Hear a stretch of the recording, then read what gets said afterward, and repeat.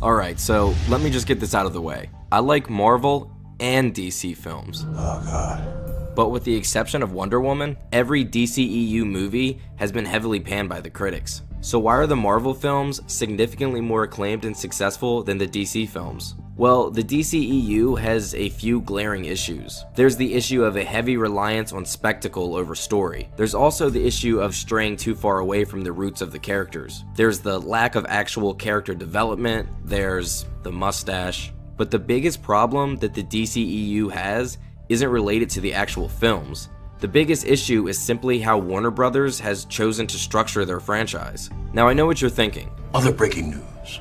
Water. Wet.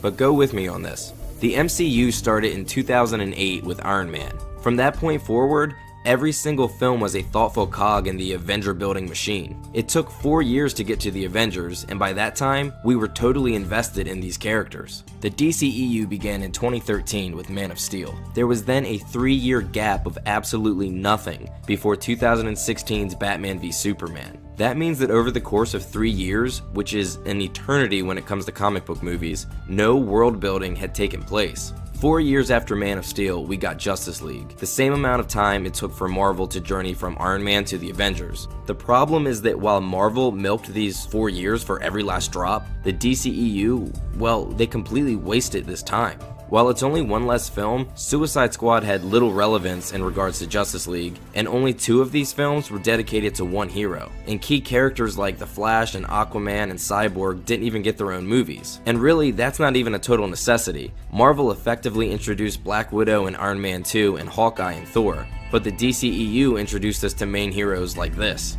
So here is my ideal DCEU schedule. For the sake of being fair, I will use all pre-existing DCEU films and try to leave the plots as unchanged as possible. The Nolan films would be too fresh in the minds of the audience by the time the DCEU kicked off in 2013, so we obviously don't start with Batman. And instead of Man of Steel, we start off with a slightly adjusted Wonder Woman film. This makes sense being that Wonder Woman takes place back in time, and a female hero would be an exciting, fresh way to kick off a universe. Next up, we have a solo Batman movie in 2014. This movie focuses on the grizzled, weathered Batman that we got in Batman vs Superman, but with his own movie, we have at least 2 hours of character building and motivation, which we will need leading into 2015's Man of Steel.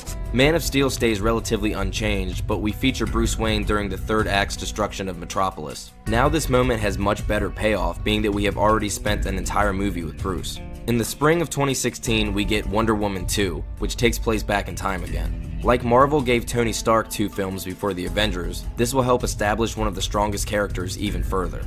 In the summer of 2016, we get Batman v Superman. This is just a few months later than the film's actual release, but now with all these characters having their own movies, we actually care about them.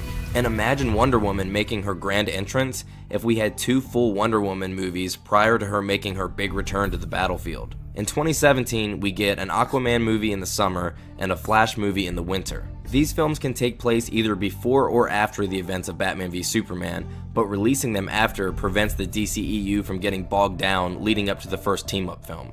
In the summer of 2018, we get Justice League, which introduces us to Cyborg in the first act, being that he is key in the hunt for the mother boxes. Ideally, he would get a standalone movie first, but 7 pre-Justice League movies is already quite a lot. So his solo movie will kick off Phase 2, along with Batman 2, Man of Steel 2, and a slightly, hopefully majorly adjusted Suicide Squad. With Justice League having proper build-up, we now know these characters. We have invested time in these characters, and hopefully, we care about these characters. But what good is all of this rearranging if the movies still underwhelm? Well, with this new timetable, a lot of the issues kind of work themselves out. Batman vs Superman becomes less bloated, not having to cram in so much backstory. I think Man of Steel works better taking place in a universe that feels lived in, and Justice League has the potential to become a fully realized film. The bottom line is that the DCEU needs to stop playing catch-up with Marvel in a race that they simply can't win.